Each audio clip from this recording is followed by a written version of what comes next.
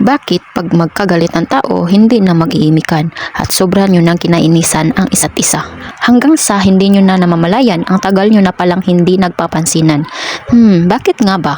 Dahil ba sa sama ng loob o maling nagawa o dahil sa mataas na pride? Sa sobrang taas ng pride, nagpapakiramdaman kayo kung sino ang unang hihingi ng tawad. Paano kung pareho kayong ma-pride? Ide habang buhay na kayong walang pansinan at mag-iinisan. Alam nyo ba ang kasabihang, it's better to lose your pride because of your love than to lose your love because of your pride.